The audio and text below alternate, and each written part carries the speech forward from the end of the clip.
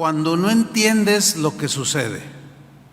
Es decir, sin duda que cada uno de nosotros ha vivido en algún momento de su vida sucesos o acontecimientos que no entendemos. ¿Sí? ¿Están de acuerdo con eso? O sea, ay, ¿por qué me pasa esto? No entiendo, ¿por qué a mí? Bueno, de eso voy a hablarles. Uno de los dilemas que los cristianos, ¿cuántos son cristianos aquí? A ver, o sea, nosotros. Uno de los problemas, dilemas que los cristianos enfrentamos, todos los cristianos, es cuando nos suceden cosas, situaciones que nos perturban, que nos traen aflicción, que nos producen tristeza o hasta nos hacen llorar. O sea, nos confundimos, nos desanimamos, nos pasan cosas. Creo que una de las razones, sin duda, es que asumimos, por algunas razones, que por solo el hecho de ser cristianos, todo nos va a ir bien. De hecho, hay cristianos que predican el evangelio y dicen, si te conviertes a Cristo, todos tus problemas se te van a arreglar. ¿Cuántos saben que no es cierto eso? A veces se multiplican. Entonces son, digamos, entendimientos del evangelio que no son correctos. Entonces asumimos que por solo el hecho de ser cristianos todo va a ser hermoso. Asumimos equivocadamente de que nuestros asuntos que tengamos, todos van a ir de viento en popa, todos van a ir muy bien por el solo hecho de ser cristianos. Pero la Escritura no enseña tal cosa. Eso necesitamos entenderlo para que nos va a ayudar. Si entendemos lo mejor que podamos, nos va a ayudar a enfrentar esta vida con mejor actitud, con una actitud de fe.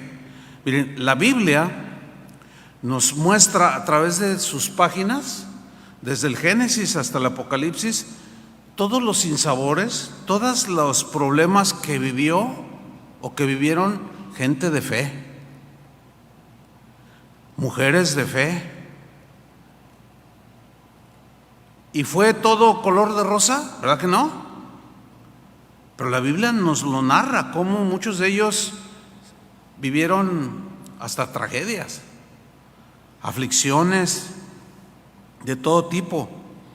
Sin embargo, fíjense, la misma Biblia nos revela esto que para muchos puede ser un misterio, y es esto: que todo lo que sucede en la vida de un cristiano, de un hijo de Dios, tiene propósitos. Escuche bien. Entre otros propósitos que tiene el hecho de que nos sucedan cosas, en el caso de los cristianos, es que hay situaciones que Dios permite para ayudarnos a crecer en la fe. ¿Sí? También es para que nosotros vayamos desarrollando el carácter de Cristo en nosotros. Y un sinfín de propósitos. Hay muchos propósitos. Algunos hacen esta pregunta, a mí me la han hecho: oiga, pastor, entonces, a ver, todo lo que Dios permite que nos suceda, aunque nos duela o nos haga llorar, ¿es por algo? Y mi respuesta es: efectivamente, un rotundo sí. Hay propósitos. ¿Por qué? Porque para Dios no hay casualidades, es decir, Dios tiene todo bajo control. Para Dios no hay casualidades. Lo que hay en Dios son causalidades, que es diferente. Voy a explicarlo. Por ejemplo, casualidad. ¿Qué es una casualidad? Es un hecho imprevisto. Es un suceso que nadie espera que suceda. La causa es desconocida. Esa es una casualidad. Decimos: ay, por casualidad viví esto, pasé esto. Solemos decir así. Pero en el caso de un cristiano como nosotros, no hay casualidades. Porque una casualidad es algo que surge así sin propósito. Pero en el caso de nosotros no. ¿Por qué? Porque ningún evento, ninguna circunstancia o cosa que vivamos sucede o nos sucede fuera del control de Dios. Como que Dios dijera allá en el cielo: oye, Gabriel, se me pasó esto y mira cómo le fue a este. Pues no, ¿cómo? Si Dios es todopoderoso, ¿no es cierto? Él conoce nuestro levantarnos, nuestro dormir, nuestra respiración, conoce lo que hay en lo profundo del corazón, todo lo conoce. Y Él nos conoció desde antes de la fundación del mundo. Entonces, con ese conocimiento de su omnisciencia, pues Él tiene dominio y control de todo en la vida de sus hijos. También en las de los no cristianos, pero ellos, como no conocen a Dios, pues no saben qué onda. Y ellos hasta algunos terminan hasta quitándose la vida, porque dicen: ay, ¿por qué me está pasando esto? No entiendo. Y ¡pum! Ahora, fíjate, ningún evento que le sucede a un cristiano está fuera del control de Dios. No. Esto es algo maravilloso, el saber que Él tiene el mínimo control de todo lo que sucede a nuestro alrededor. Y esto debe de fortalecer nuestra fe, el saber que sí o sí Dios está conmigo, aunque no parezca. Hay gente que dice: ¿por qué le pasó a este señor? ¿Dónde estaba Dios? Ahí estaba, pero Dios tiene propósitos. ¿Por qué le pasó esto a este hermano? Como que siento que Dios me abandonó. No, Dios no te va a abandonar. Él prometió estar con nosotros todos los días hasta el fin del mundo, ¿sí o no? El problema es que cuando entramos en esas situaciones, nuestras emociones y sentimientos se van por otro lado. Y tenemos que tener ese control sobre ellos para centrar nuestra fe en Cristo y saber que Él tiene, después de todo, tiene todo el control, hermanos. ¿Usted cree esto que estoy diciendo? Así es, sin duda. Eso está por toda la Biblia. Voy a darles algunos ejemplos. Pero, ¿qué es una causalidad? Bueno, una causalidad es algo que tiene un motivo o causa por lo cual sucedió, que es el caso de nosotros los cristianos. Por eso yo decía, en Cristo no hay casualidades, hay causalidades. Todas las cosas que yo he vivido en mi vida como cristiano, que son ya un buen número, a estas alturas yo puedo decir: esta es una verdad impresionante. O sea, no hay pierde con el Señor. Todo lo que me ha sucedido en 47 años de cristiano, todo ha estado bajo el control de Dios. Pero en el momento que yo viví algunos de mis primeros eventos como cristianos, pues me volaban la cabeza, ¿me entiende? No entendía, porque me faltaba conocimiento de Cristo. Me faltaba que mi fe fuera purificada para que estuviera sólida cuando vinieran cosas más fuertes. Y bueno, yo podría testificarles muchas cosas. Pero entonces, una causalidad tiene una causa, una razón, pero también tiene un efecto, ¿sí? Por ejemplo, si tú tocas la estufa que está caliente, pues te quemas la mano, ¿no? El quemarte, pues es el efecto, pero ¿por qué causa te quemaste? Porque lo tocaste. Bueno, escuche bien. Los propósitos de Dios en nuestras vidas pueden quedar como escondidos a nosotros, pueden quedar como ocultos en el momento que los estamos viviendo, porque decimos: es que no entiendo. A veces pasa un tiempo más largo y seguimos sin entender, pero eso no significa que Dios haya perdido el dominio y el control. Más bien Él está trabajando para formarnos. Los cristianos debemos estar convencidos que detrás de cada suceso hay un propósito del Señor. Cada cosa que nos suceda, hay una razón del por qué Dios permitió que sucediera. Hay una causa. Por ejemplo, ahí van los argumentos de lo que estoy diciendo en la Biblia. Por ejemplo, ¿se acuerdan cuando Jesús se tomó una toalla y un balde con agua y les empezó a lavar los pies a los discípulos? ¿Se acuerdan? Y pues ellos así como, ay, ¿cómo, verdad? Cuando llegó con Pedro, Pedro dice, no, Señor, ¿cómo tú vas a hacer eso? Dice Pedro, si no me dejas que lo haga, no tienes parte conmigo. Entonces él dice, ay, bueno, Señor, pues lávame todo, ¿verdad? Fíjate lo que le dijo en ese episodio en Juan 13:7. Respondió Jesús y le dijo, lo que yo hago, que era en ese momento lavarle los pies, era una lección de humildad y de servicio que en ese momento Pedro no entendía. Y le pareció que el ya revelado para él Verbo encarnado se estuviera humillando y lavándolos. Ay, pues ¿quién soy yo, no? Pero Jesús les estaba dando un ejemplo, pero él no lo entendía. Y le dijo a Pedro, lo que yo hago, tú no lo comprendes ahora.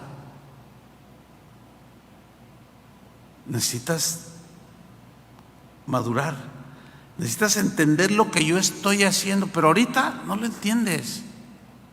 Mas lo entenderás, ¿cuándo? Después. Y hay muchas cosas que así nos pasan. Es más, ahorita en este momento podemos estar viviendo situaciones que no entendemos, pero un día lo vas a entender y vas a decir, ay, Señor, mira, yo hago memoria de muchos episodios, pruebas, luchas que el Señor ha permitido en mi vida y digo, ay, mira, pero si Él no hubiera permitido tal cosa, ¿cómo yo hubiera aprendido esto? Ay, Señor, gracias por haberme pues hecho pasar por esa situación, porque ahora te conozco más. ¿Está entendiendo? Bueno, sigamos adelante. Otro ejemplo, la muerte de Cristo en la cruz. Ponga atención. Le voy a hacer una pregunta. ¿Por qué causa murió Cristo en esa cruz? ¿Alguien me puede decir? ¿Por qué causa murió Cristo en esa cruz? Bueno, la respuesta es porque nos vio perdidos en nuestros pecados. Ahora, ¿cuál fue el efecto de su muerte en la cruz? Nuestra salvación. ¿Por qué causa Cristo decidió ir a la cruz? Por nuestra condición. Él tenía que obrar para salvarnos. Entonces, ¿cuál fue la causa? Porque nos vio como estábamos. ¿Y cuál fue el efecto de su acción?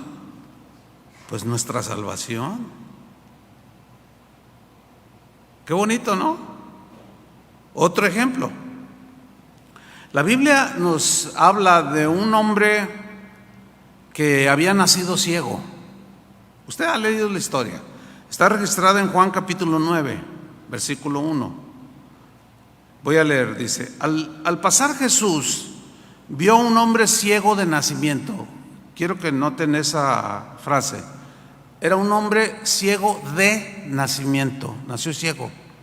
Cuando su mamá lo dio a luz, pues al principio quizás no se dieron cuenta que había nacido ciego.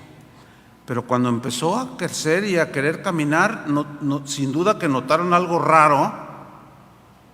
El niño había nacido ciego. Es duro eso, ¿no? ¿No les parece? Así como, ay, pues un niño que nació ciego, o sea, nunca va a poder ver el sol, nunca va a poder ver que los gatitos son bonitos, así como los 30 que tiene John. O sea, no va a apreciar con su vista una puesta del sol o contemplar una flor. Pues un niño, o sea, un niño inocente. ¿No les parece un poco trágico? ¿Verdad que sí? Pero la Biblia, a mí me encanta la Biblia porque te da esos detalles. Dice, al pasar Jesús vio a un hombre ciego de nacimiento. Ahora, quiero que pongan atención a lo que hicieron los discípulos, Dice en el versículo 2, y le preguntaron sus discípulos a Jesús, le preguntaron, diciendo, Rabí, que quiere decir maestro, dice, maestro, ¿quién pecó?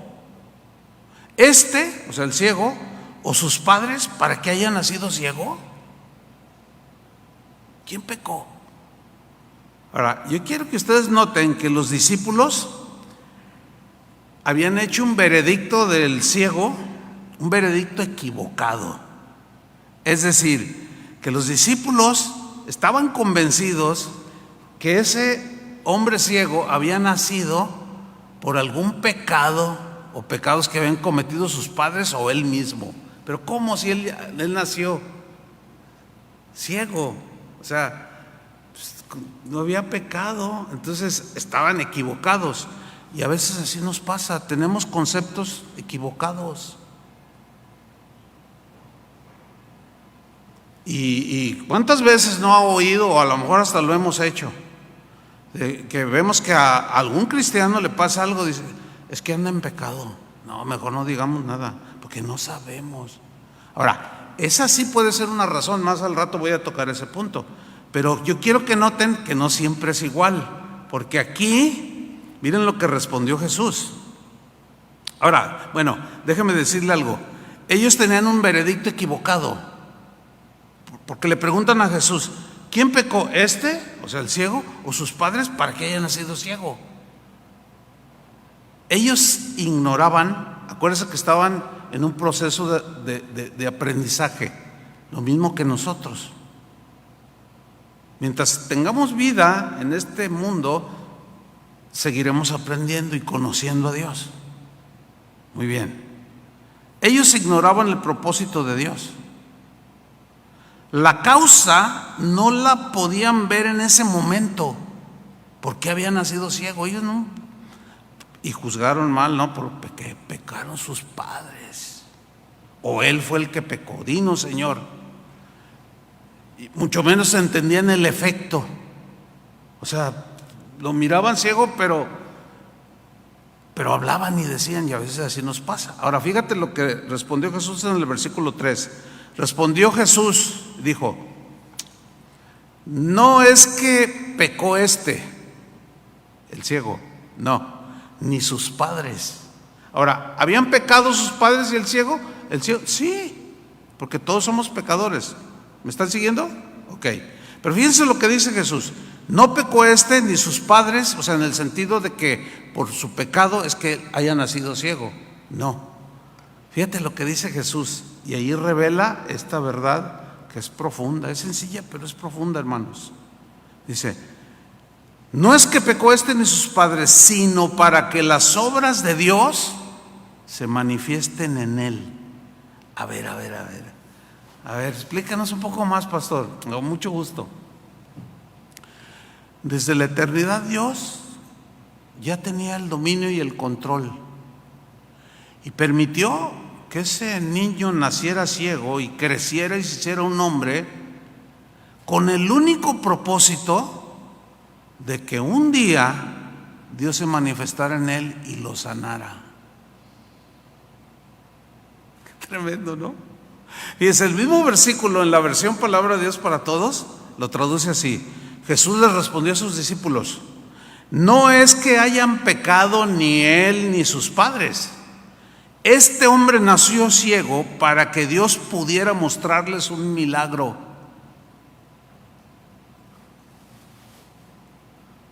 Qué increíble, ¿no? Bueno, a mí se me hace maravilloso esto. Otra versión, en la versión del lenguaje sencillo, el mismo versículo lo explica así, dice, Jesús respondió, ni él ni sus padres tienen la culpa de que haya nacido ciego desde niño. Nació así para que ustedes vean cómo el poder de Dios lo sana. ¿Te imaginas? Y el ciego oyendo. Y así como, o sea, no viendo, pero sí oyendo. Así. Entonces yo nací ciego solamente para que un día el poder de Dios se manifestara en mí. Fíjate que sí. Sí. Pero ¿cómo Dios tuvo control desde la eternidad de ese episodio? Pues para que vean, ese es el Dios que tenemos. ¿Cuántos le dan un aplauso?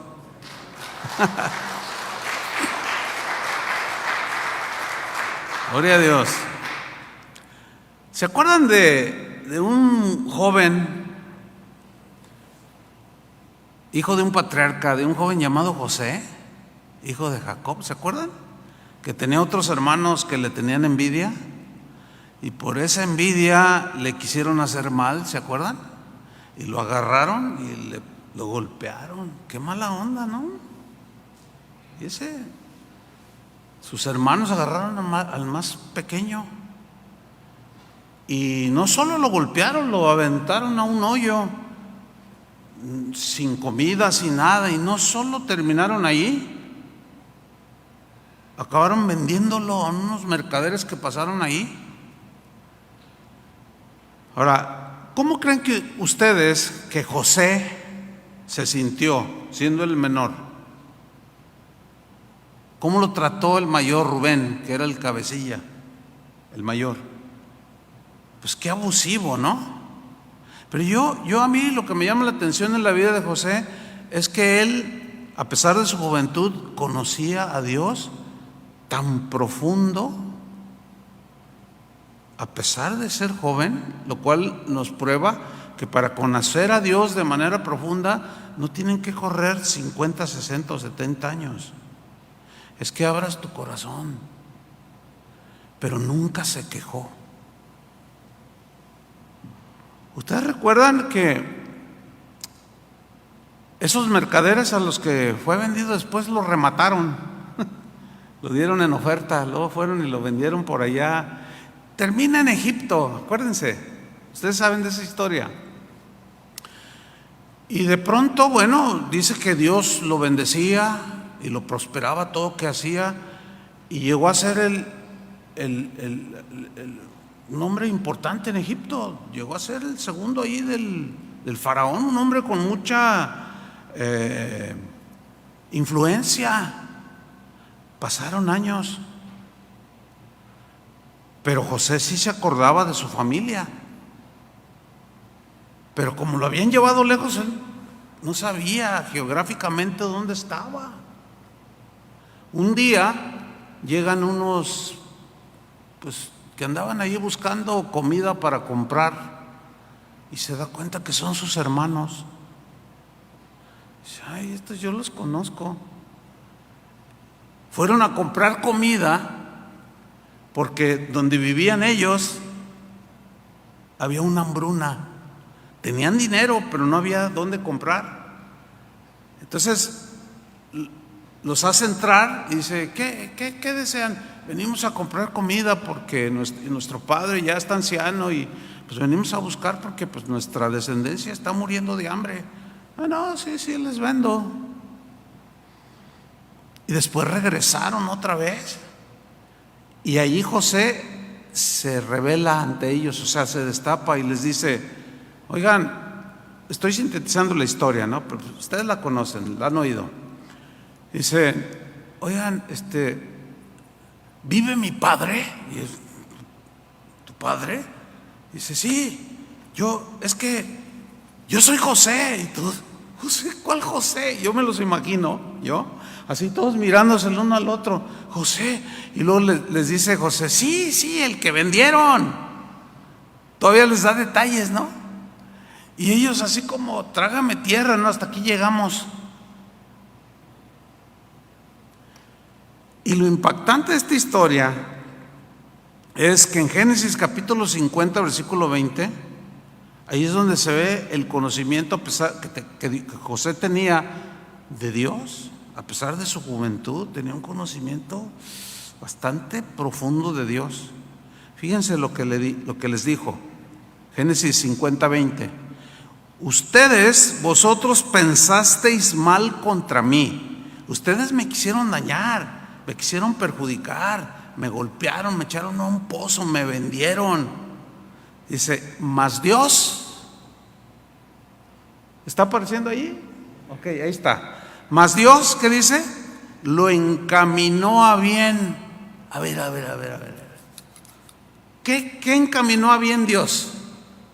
O sea, que a pesar de la maldad de sus hermanos, a pesar de que lloró, sufrió, se afligió, Dios sabía que a su amado joven, lleno de fe, estaba llorando, pero a Dios no se le escapaba nada, porque Dios, que conoce el futuro, tú y yo no lo conocemos.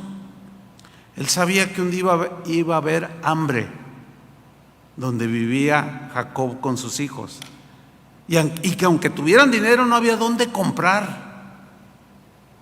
Y Dios encaminó todo, preparó todo para que, y permitió, a pesar de la aflicción de José, que un día fuera uno de los principales en Egipto, para que terminara vendiéndoles comida para que no murieran los hijos de José, entre los cuales estaba uno llamado Judá, que es del linaje de donde viene ¿quién? Jesús. ¿Qué les pareció? ¿Está entendiendo? Están pensando, eso es bueno. Es decir, Dios había prometido un Salvador y nada detuvo para que Él cumpliera su promesa, y todo lo tenía bajo su dominio y control, aunque algunos sufren por la imperfección de nuestra vida. Entonces José dice, ustedes pensaron mal contra mí, mas Dios lo encaminó a bien para hacer lo que vemos hoy. ¿Qué? Para mantener en vida a mucho pueblo, porque les vendió comida, los alimentó y se salvaron de morir. Dios preservó a sus 11 mala onda de hermanos a una costa del sufrimiento de un joven inocente, y permitió eso con el propósito de mantenerlos en vida, porque siglos después de ese linaje nacería el Salvador.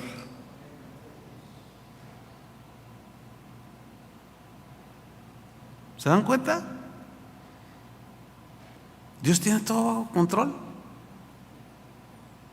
Eso es maravilloso. Déjenme leerles otra vez Génesis 50, versículo 20, en otra versión. Es la versión Palabra de Dios para Todos. Les dice José, ustedes planearon hacerme daño,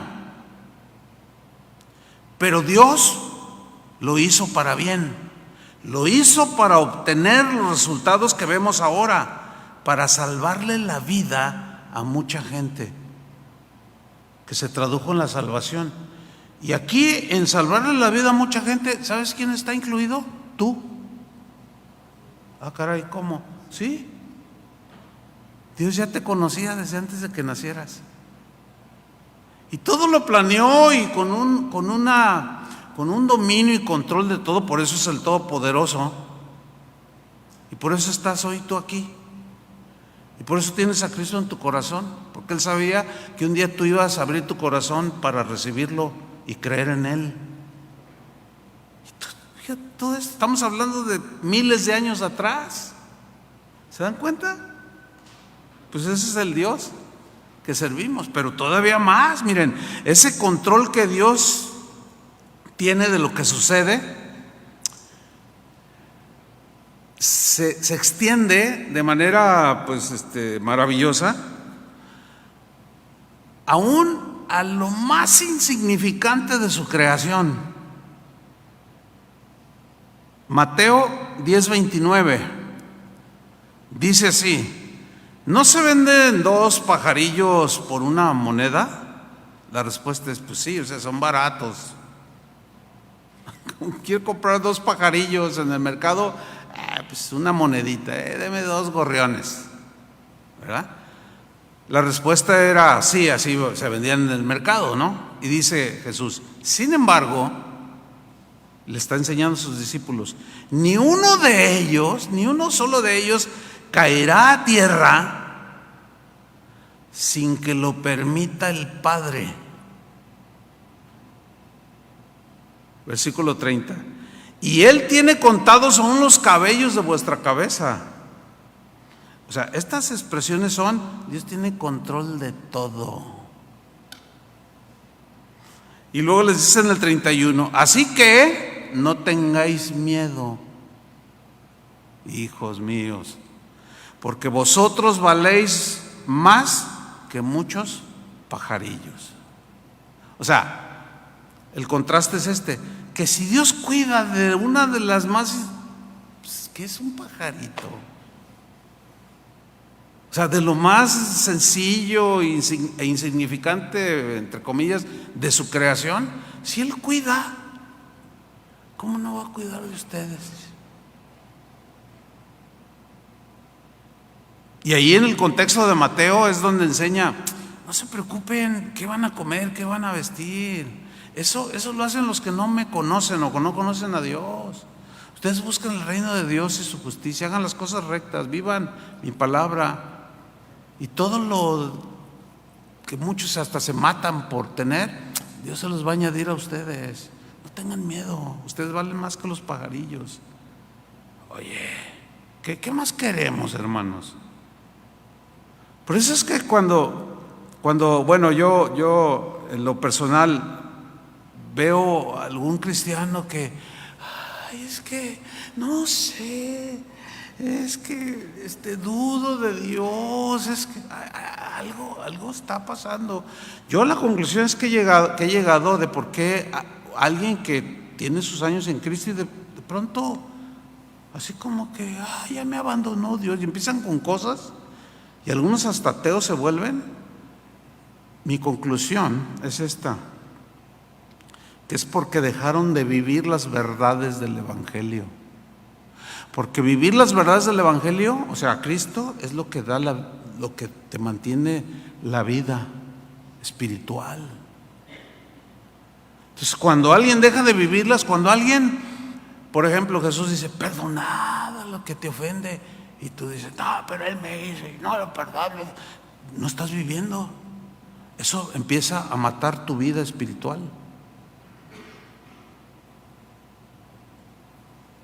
Y terminan muchos abandonando la fe, abandonando a Jesús.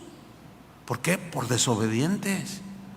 Porque lo único a lo que vino Jesús es a salvarnos, es a darnos una vida nueva. Y lo más triste de esto no es en relación con los no cristianos, porque pues esos están perdidos ya, sino el que dice que ha creído y es mentiroso, así empedernido, es rencoroso. Tú dices: algo anda mal allí.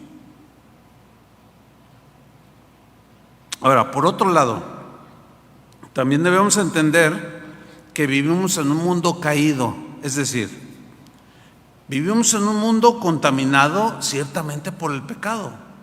¿Entienden eso, no? Yo creo que se los han enseñado bien.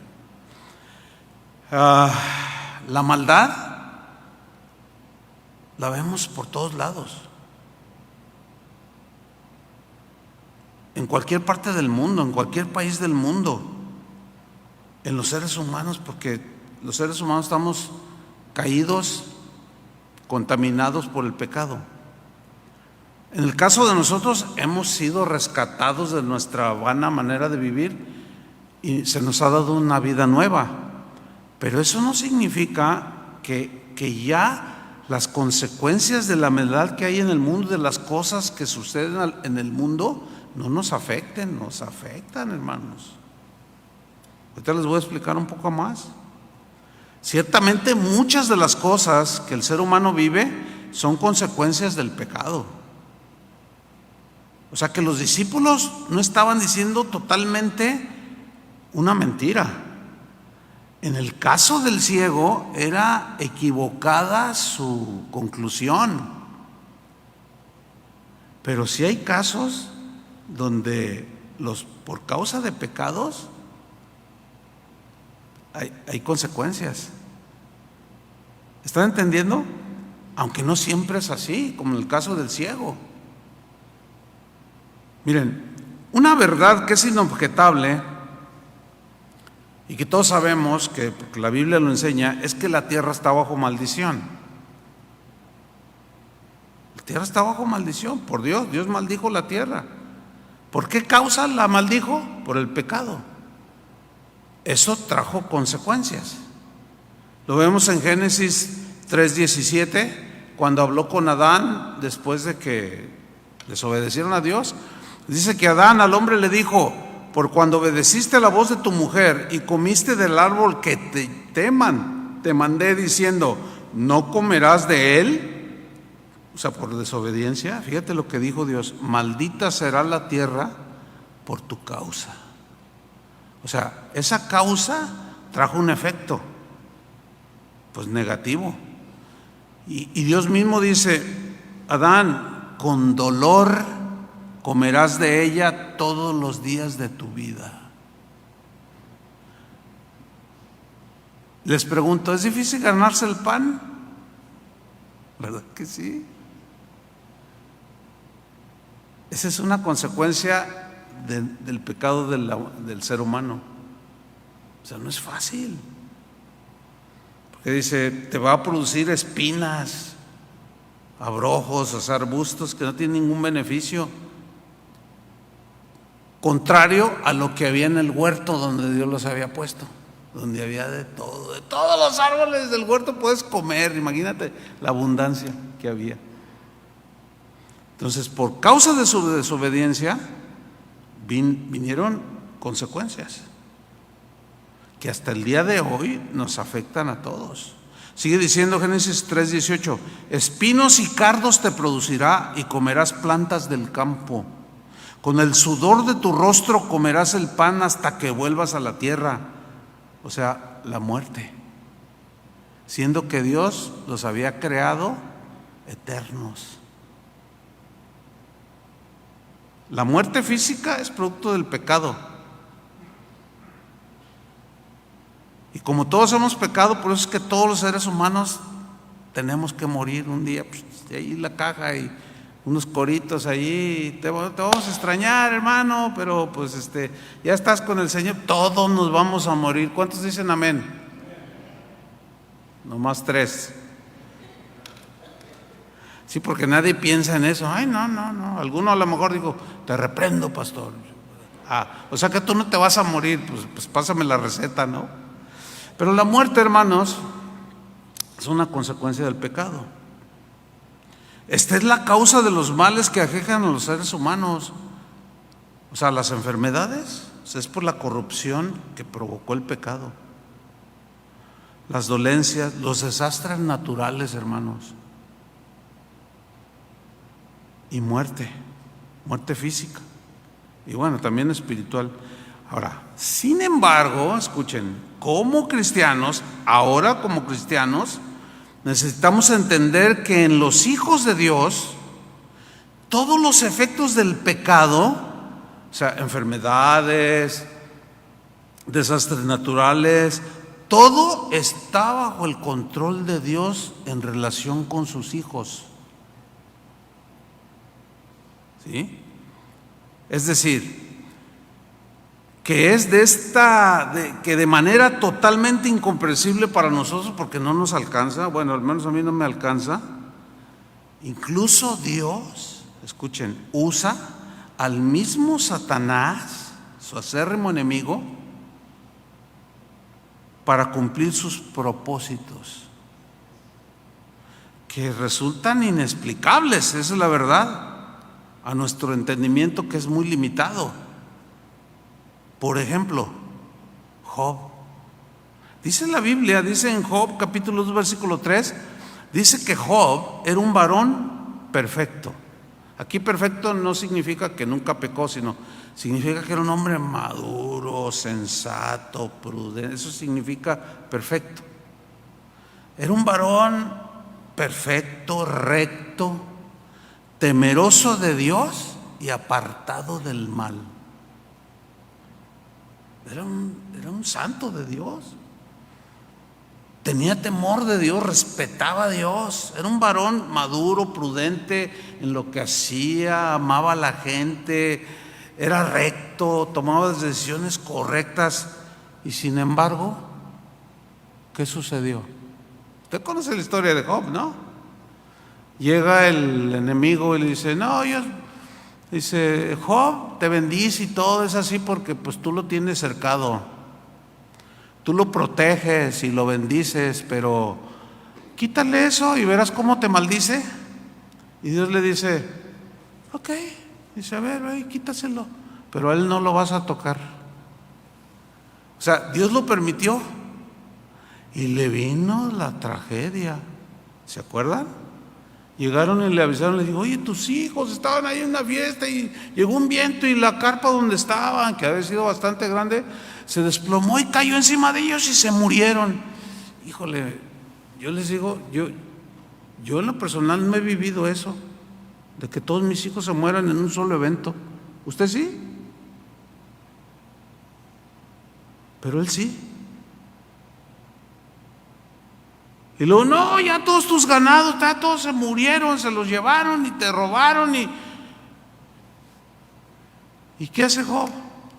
Dice que se postró y adoró a Dios y dijo, Jehová dio, Jehová quitó, sea el nombre de Jehová bendito. ¿No dijo eso? Ahora, ¿por qué lo dijo? ¿Saben por qué? Porque en ese momento, sin duda, en su mente cruzaban un montón, pero Señor, ¿pero por qué? Pero no, él se medía.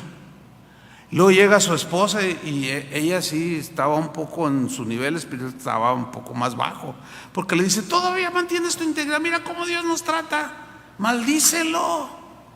Dice, ay mujer, hablas de manera tonta, insensata, ¿cómo voy a maldecir a Dios? Si es el que nos dio la vida, el que nos da todo, y si nos da la vida un día nos la quita y la toma, Él es el dueño. El rey David decía, del Señor es la tierra y su plenitud. Todos los que en Él habitan son de Él, todo es de Dios. Él por derecho de creación es el dueño de todo.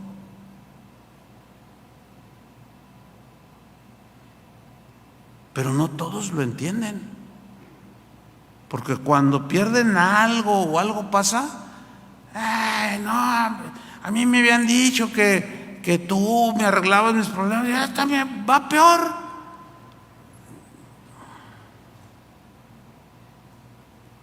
Ahora, a estas alturas, yo te puedo hacer una pregunta, o te voy a hacer una pregunta. ¿Cuál es tu nivel de entendimiento del conocimiento de Dios? Bueno, el que sea, hay que seguir creciendo. En uno de los profetas, Dios, creo que fue Isaías, le dijo, ¿en qué se complace Jehová? En la fuerza del caballo, del valiente. No se alabe el valiente en su valentía, no, alábese en esto el que se hubiere de alabar, en entenderme y conocerme, que yo soy Dios. En eso sí puedes jactarte, en entenderme.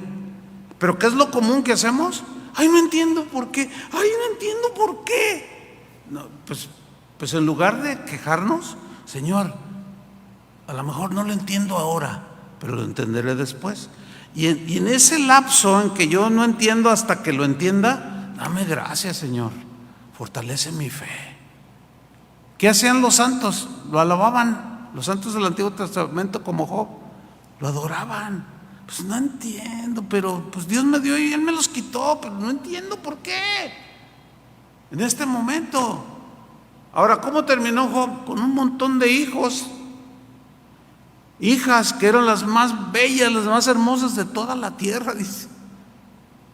Y Dios le dio 2, 3 veces más de lo que había perdido.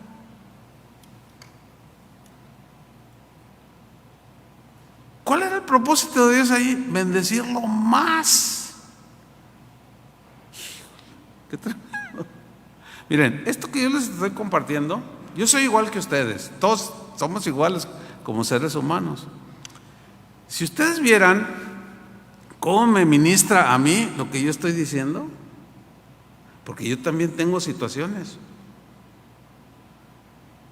también me enfermo, a veces me siento mal,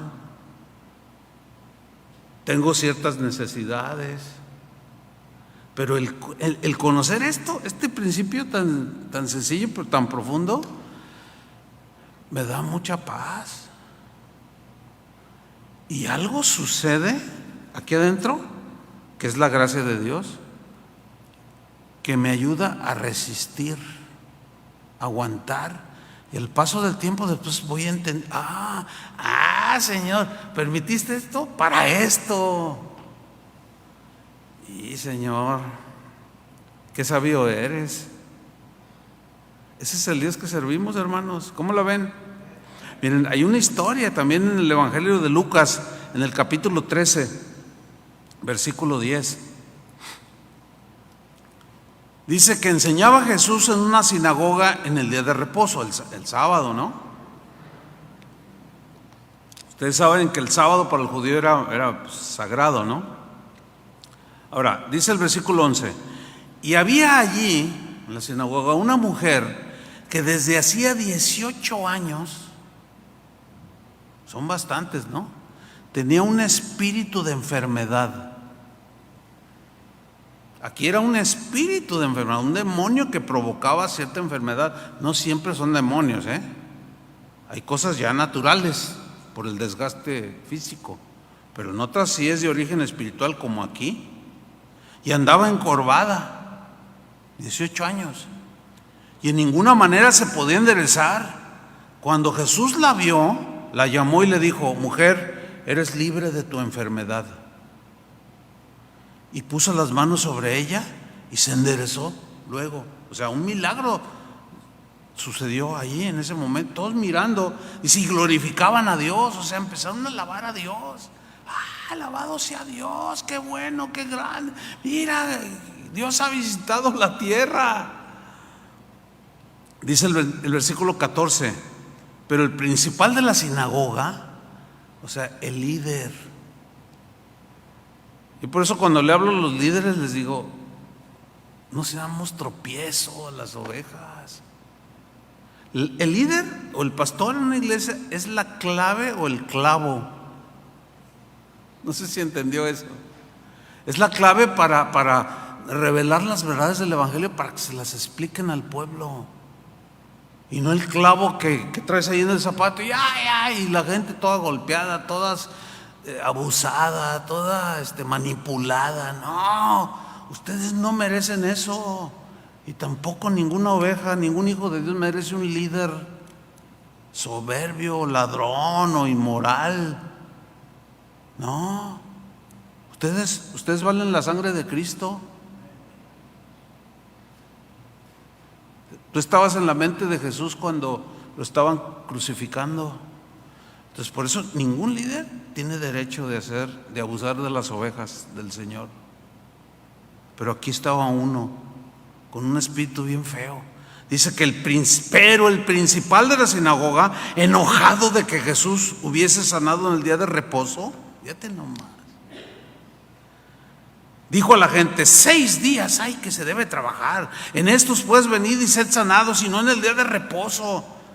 Yo me imagino al Señor, lo volteé a ver. Entonces dice, el Señor le respondió y dijo: hipócrita. Fuerte, ¿no? Imagínate que el creador del universo te diga: eres un hipócrita. Ay, no, pues hasta da escalofrío, ¿no? Pues a este le dijo, dice: hipócrita. Dice: cada uno de vosotros no desata en el día de reposo su buey o su asno del pesebre y lo lleva a beber. Pues la respuesta era que sí.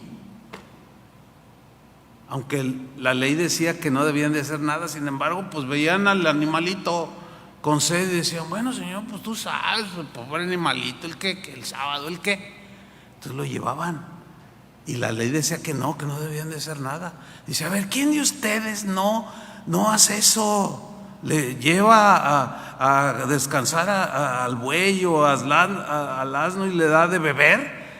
Y luego les dice en el versículo 16, y a esta hija de Abraham, o sea, era del linaje de Israel, y a esta hija de Abraham, que Satanás había atado 18 años. Aquí, fíjate, aquí Jesús dice directa y claramente, Satanás la había atado, la atormentaba durante 18 años. No se le debía desatar de esta ligadura en el día de reposo. Al decir estas cosas se avergonzaban todos sus adversarios, pero todo el pueblo se regocijaba por todas las cosas gloriosas hechas por él. Esto nos lleva a la conclusión de que Dios obra a nuestro favor de manera silenciosa, invisible, a pesar de las condiciones adversas de este mundo caído, hermanos. Es decir, mire, que Dios lleva a cabo sus propósitos sin que nada ni nadie lo impida. O sea, estoy hablando de nosotros, sus hijos, para beneficio de nosotros, para bendecirnos, porque ¿qué padre no bendice a sus hijos? Todos nos hemos hecho estas preguntas: ¿por qué me pasa a mí? ¿Por qué a mí me pasa esto? Bueno, si reflexionamos, nos damos cuenta que a todos nos pasan cosas, ¿sí o no? A todos, cristianos y no cristianos, a todos nos pasan cosas. Vemos pues que las escrituras nos dan algunas respuestas a las preguntas que nos hacemos. Por ejemplo, una respuesta de por qué a mí, Señor, no entiendo. A veces decimos cosas como: Señor, ¿qué hice mal para que esto me sucediera? Bueno, es que no necesariamente suceden cosas porque hayamos hecho algo malo. A veces sí, pero no siempre. Esto nos da un equilibrio en el conocimiento de Dios. Por ejemplo, miren, ya dijimos que vivimos en un mundo caído, ¿cierto? Es decir, que estamos expuestos, todos cristianos y no cristianos, estamos expuestos a las consecuencias del pecado. Repito, que todos los cristianos y todos los no cristianos estamos expuestos, dígame si sí o no, a los desastres naturales. ¿Sí o no? ¿Qué pasó en Acapulco? Un huracán categoría 5, o sea, el más poderoso que hay, destruyó todo Acapulco. Bueno, ahí en Acapulco hay 2 casas de oración. Les voló todo. Las casas de los hermanos, algunos regresaron de los refugios. ¿Dónde está? Ya no estaba.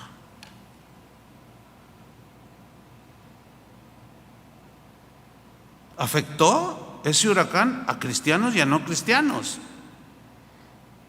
Claro, en ese episodio yo les cuento algún testimonio.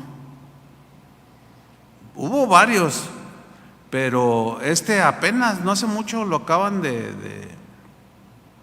acaban de contar el pastor de ahí de una de las casas de oración, y otro pastor de Chilpancingo que está ahí cerca de Acapulco, que una de las casas de uno de los hermanos permaneció intacta.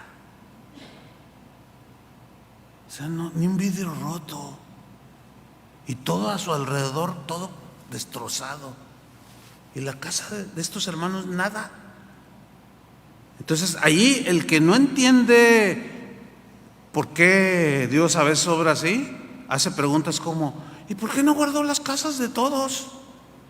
Bueno, es que son nada más como muestras que el Señor nos va dejando para que veamos cómo Él tiene control de todo, hermanos. También hay un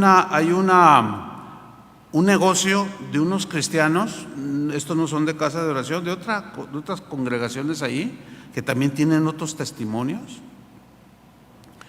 Ellos tenían un restaurante, y el restaurante, creo que el nombre del restaurante era La Roca, algo así. Restaurante La Roca, o sea, en referencia a Cristo, ¿no? Miren, hermanos, se hizo viral esas fotos, salió hasta en los noticieros. pero todos los restaurantes de los lados, todo destruido, menos ese. Pero hubo otros negocios de otros hermanos que ya no existen, los negocios. ¿A qué voy con todo esto? De que, por ejemplo, Pablo también naufragó por un huracán. Este hecho está registrado en el libro de los Hechos, en el capítulo 27, que menciona de un huracán llamado Euroclidón, que hizo que la nave se partiera. Y Pablo les dijo: no tengan miedo. Cuando estaba allí la tempestad, se le apareció un ángel y le dijo: nadie se va a morir. Y con esa seguridad, pero también es normal de que, pues, oye, imagínate en pleno alta mar, un huracán. Híjole, si andando ahí en el lago de Chapala, se siente bien feo. Pero imagínate en el mar un huracán. Dice: no, es que no se preocupen. Y con una paz, Pablo dice: háganme caso, miren, nadie va a perder la vida. Pero hagan caso, es más, vamos a comer. Yo tengo hambre. Y se sacaban de onda, pero le hicieron caso. Y da el huracán y destruye el barco. Se hunde el barco, pero ninguno se murió. Ahí vemos la benevolencia de Dios extendida aún a los no cristianos. Y también como llamadas de atención.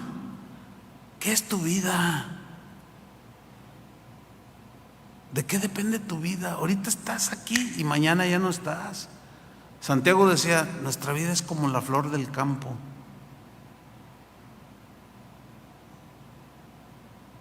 O sea, eso hace el contraste para que reflexionamos.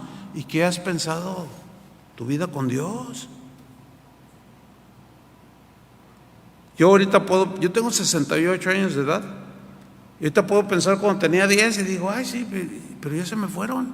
Y parece que fue ayer. ¿Y cuántos me quedan? Pues no sé, pero no son muchos. Pero los que por la gracia de Dios, con el favor de Dios, los que me queden, los voy a vivir para Él. Pues si ya viví casi 50 de mi vida con Él, pues los que me queden. Y he enfrentado todo tipo de situaciones, muertes de seres queridos, tragedias, enfermedades, de todo. Y ahí siempre ha estado el Señor. Pero muchas veces hay que reconocerlo, yo lo reconozco. Cuando estaba en el asunto no entendía, pero callaba, porque eso es lo que me enseñaba la Biblia en José, en Job, y alababa a Dios.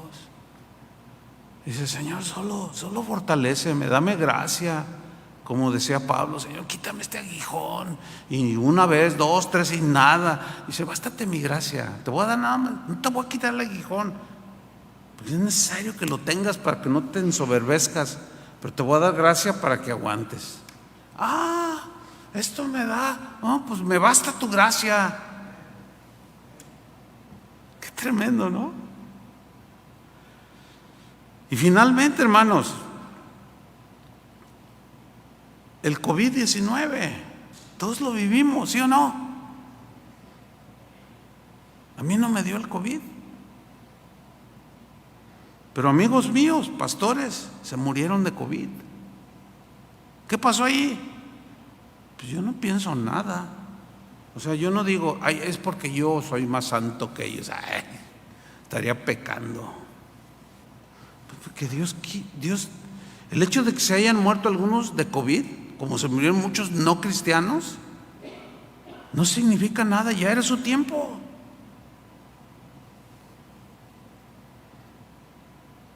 Yo sí lo entiendo. Pues le doy gracias a Dios por su gracia, pero tampoco me levanta el orgullo, la soberbia. No, lejos, nada que ver. Entonces, entienden que muchas cosas suceden a los cristianos y a los no cristianos, Entonces, cuando nos suceda a nosotros lo mismo que le sucede a uno cristiano, en el caso de ellos como no tienen esperanza, no tienen fe, no están sus pies sobre la roca que es Cristo, por eso ellos se desesperan, pero nosotros no. Nosotros podemos decir: Señor, ayúdame, que tu gracia me sostenga, fortaléceme, anima mi corazón, y Dios lo hace. Eso es lo que se manifestaba en las vidas de los primeros cristianos.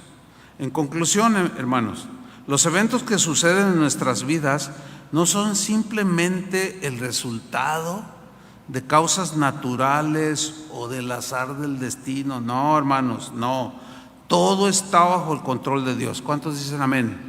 Todo está bajo el control de Dios y planeado y bien trazado, con un dominio impresionante de las circunstancias para nuestro bien. Pablo el apóstol resumió este principio de manera magistral con la sabiduría del Espíritu Santo. Por eso decimos que es inspirado por Dios la Escritura, pero con un entendimiento que le dio el Espíritu Santo de manera magistral, resumió que todo lo que le sucede a un cristiano, a un hijo de Dios, tiene un propósito divino, y lo sintetizó en Romanos 8:28. Y sabemos que a los que aman a Dios, sabemos, fíjate el verbo, y sabemos. ¿Quién sabe? Los cristianos. Pero la realidad es que algunos cristianos no saben. No lo saben, quizá porque no les han enseñado, o están más preocupados de las cosas terrenales que de las espirituales. Hay muchas razones, pero Pablo dice: y sabemos que a los que aman a Dios. ¿Quiénes son los que aman a Dios? Los cristianos. ¿Cuántos son cristianos? Y sabemos que a los que aman a Dios, todas las cosas, significa todas las cosas buenas y no tan buenas que suceden a nuestro alrededor, nos ayudan. ¿Para qué? Para bien.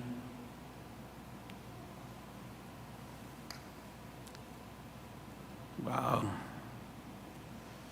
Nos ayuda para bien, para todos aquellos que han sido llamados por Dios de acuerdo a su propósito.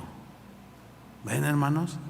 Entonces, ¿por qué el desánimo? ¿Por qué la tristeza? Levanta tu ánimo, levanta tu vista al Señor, no la quites de Jesús, pon tus ojos en Él, porque las cosas no van a mejorar en este mundo, se van a poner peor. Pero si tú, como Pedro, quitas los ojos de Jesús, te vas a hundir. Por eso es conveniente y seguro para nosotros no quitar nuestra vida de Jesús. Él es la roca donde nuestros pies están firmes. Y ya nos veremos algún día allá en la ciudad celestial y platicaremos toda la eternidad, pues lo que no pudimos. Pues yo después de 10 años estoy aquí. Y ustedes tendrán sus historias, como yo tengo las mías, y todo cristiano, sus experiencias con Dios. Amén. ¿Cuántos quieren alabar a ese Dios tan bueno que tenemos? Póngase de pie. Vamos a darle gracias. Levante sus manos al cielo y dígale algo así: Señor, te doy gracias porque tú eres real. Tú eres el Todopoderoso que te revelaste a Moisés, a Abraham, a Jacob, al rey David, a Isaías, a Jeremías, a Job, a Pablo, a Pedro. Pero todos tuvieron sus circunstancias que los afligieron, los hicieron llorar. Y tu palabra nos deja ver esos episodios que ellos vivieron. Pero también nos deja ver el lado poderoso que hay en ti, Señor. el lado amoroso, el lado cuidador de cada uno de nosotros, porque ahora somos tus hijos y tenemos el valor de la sangre de tu Hijo Jesús, que diste en la cruz para salvarnos de la condenación, para limpiarnos todos nuestros pecados. Y de ahí en adelante irnos formando a la imagen de Jesús, tu Hijo. Gracias, Señor. Queremos pedirte perdón por las ocasiones en las que hemos dudado, hemos clamado, quizás reclamándote a ti, Señor, y faltándote al respeto, porque nos falta conocerte. Pero en tu misericordia, Señor, sigue revelándote a nosotros. Padre, yo te pido en este momento por cada uno de mis hermanos que está aquí presente, o los que vean esta enseñanza, pero los que están ahorita aquí presentes, Señor, que estén pasando alguna situación que les aflige, que les preocupa, que los tiene tristes, afligidos. Quizás en las noches, como decía el rey David, inundo mi cama, mi almohada de lágrimas, y no entienden el por qué están pasando esto. Pero que esta palabra, Señor, anime su fe, levante su ánimo, su corazón, las rodillas que están débiles estén fuertes, las manos que están caídas se puedan levantar. Y como Job, Señor, en medio de todo, Señor, él te adoró y nosotros te adoramos. Te adoramos, Señor, en esta noche. Te damos gracias. Te reconocemos como el Señor de nuestras vidas, el soberano de todos los reyes de la tierra, el dueño de todo y de todos, a quien debemos toda la acción de gracias, la gratitud, a quien damos toda la gloria, la honra, le atribuimos el poder a ti, Señor, Creador del universo, de todo lo visible y lo invisible, que por el poder de tu palabra hiciste los cielos y la tierra, y que enviaste a tu Hijo encarnado. La palabra se encarnó, tu palabra se encarnó en tu Hijo Jesús, en tu Hijo eterno Jesús, y vino a salvarnos y a revelarnos al Padre, a ti, Señor, como el Dios de amor, perdonador, bueno, justo y recto. Nosotros seguimos siendo débiles e imperfectos. Por eso es que tu palabra enfatiza que por gracia somos salvos, solamente por la fe, no por méritos propios, porque nadie podría ganársela, la salvación, sino es un regalo tuyo, Señor. Pero lo único que pides es fe, confianza plena en lo que tú has dicho y has hecho a través de Cristo Jesús. Gracias por mis hermanos, Señor. Bendícelos, fortalécelos en estos momentos difíciles que están pasando y que quizás ahora en este momento no lo entienden, pero lo entenderán después.